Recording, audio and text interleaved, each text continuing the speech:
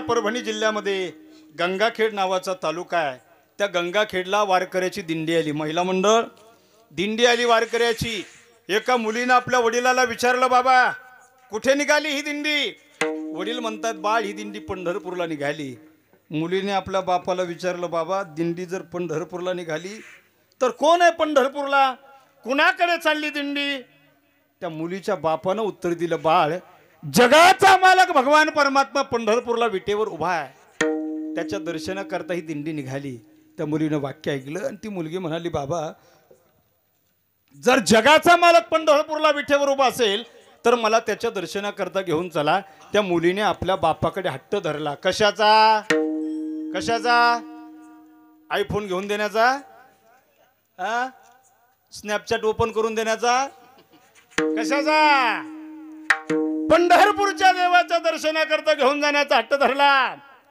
आणि त्या बापानं आपल्या लेकीचा हट्ट पुरवण्याचं ठरवलं, कारण 3 प्रकारचे हट्ट शास्त्राने प्रामुख्याने सांगितले, ते पुरवावे लागतात। पहिला हट्ट राजहट्ट आहे। राजहट्ट कशाला म्हणायचे? नळाला पाणी नाही आलं तरी नळपट्टी भरावीच। बोला गड्या तुम्ही, बोला, नळपट्टी भरावीच लागते। दुसरा हट्ट स्त्री हट्ट आहे। स्त्री हट्ट कशाला म्हणतात?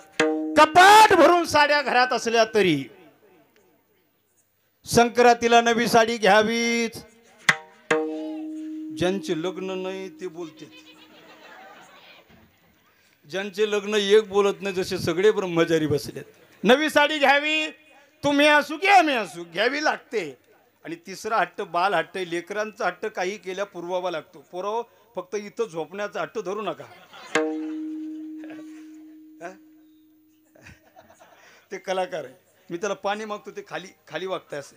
मी ज्यावेळेस पाणी मागतो का त्याची मान खाली असती आणि मी बोलायला लागले की त्याची मान वर असते। वागा मला पाणी देत जा, मागितलं गुळ गुळ तू खा, पाणी पाणी मला दे। तिसरा हट्ट कोणता आहे?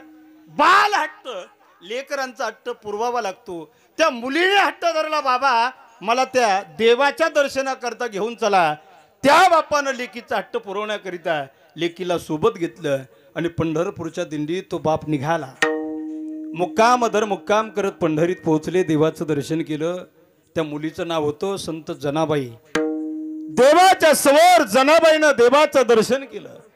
एक टक नजर जनाबाईची देवाकडे लागलेली आहे।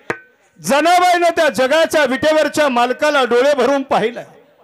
पाहता श्रीमुख सुखावले सुख, डोळ्याची भूक न वजे माझ्या। एक टक नजर जनाबाईची देवाकडे लागलेली आहे। जणू जनाबाईनं देवाला आपलंसं करून घेतलं होतं आणि देवानंही जनाबाईला आपलंसं करून घेतलं होतं। जनाबाई देवाकडे पाहतायत आणि पाहता पाहता अचानक कंठी प्रेम दाटे, नयनी नीर लोटे, हृदयी प्रगटे रामरूप। जनाबाईच्या डोळ्यात पाणी आलं। एक टक नजर देवाकडे लागली आणि जनाबाईच्या वडिलांना विनंती केली, बाळजना बस झाला, आता जावं लागेल आपल्याला गावी परत।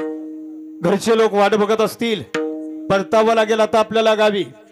जनाबाई म्हटली, बाबा मला आता गावाकडे येण्याची इच्छा नाही। आतापर्यंतचा आयुष्याचा कार्यकाल मी माझ्या बापाच्या घरी खर्च केला, पण राहिलेला आयुष्याचा कार्यकाल मला आता जगाच्या बापाच्या चरण सानिध्यात खर्च करायचा। या देवाचे चरण सानिध्य आणि या देवाची पंढरी सोडून मला कुठेही येण्याची इच्छा नाही। बाबा तुम्ही मला इथेच ठेवा आणि तुम्ही घरी निघून जा। कोणता बाप आपल्या मुलीला मंदिरात सोडून निघून जाईल महाराज? जनाबाईचा हट्ट आहे, मला इथेच ठेवा, तुम्ही निघून जा। अखेर परमार्थ करणाऱ्या लेकीचा हट्ट बापाने पुरवला आणि लेकीला मंदिरात सोडून निघून जाण्याचा निर्णय बापानं घेतला। पण जनाबाईच्या बापाच्या डोळ्यात घळघळा अश्रूच्या धारा आल्या। जनाबाईच्या बापाच्या डोळ्यात पाणी आलं। आणि साहजिक आहे महाराज, एखादा बाप आपल्या लेकीला सासरी पाठवताना जेवढा दुःखी होत नाही ना, त्याही पेक्षा अधिक दुःखी जनाईचा बाप झाला होता। कारण हा बाप आपल्या लेकीला सासरी पाठवत नव्हता, तर देवाच्या मंदिरात सोडून निघाला होता।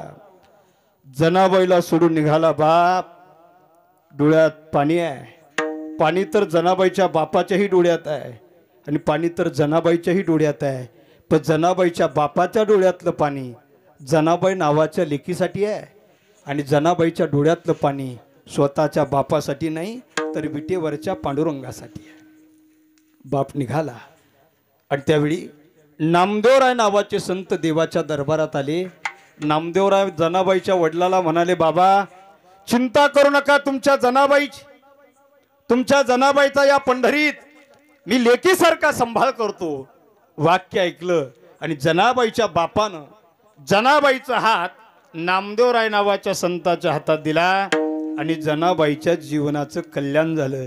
जीवाचा हात ज्यावेळी साधूच्या हातात जात असतो गड्या, त्यावेळी जीवाचं कल्याण होत असतं. इथं जमलेल्या वडिलांनो आणि इथं जमलेल्या आईंनो, एक वाक्य घरी घेऊन जा. आपल्या लेकरांच्या आयुष्यात आपल्या लेकरांचा हात नेहमी चांगल्या लोकांच्या हातात द्या. आपल्या लेकराचं कल्याण झाल्याशिवाय राहणार नाही. आणि आपल्या लेकराचा हात का चुकीच्या लोकांच्या हातात गेला तर सत्यानाश होईल महाराज, सत्यानाश. लोक म्हणते महाराज आम्हाला ती पोरगी द्यायची नव्हती, पण ते मौजपुरीचा पाहुणा ऐकाना, सत्यानाश.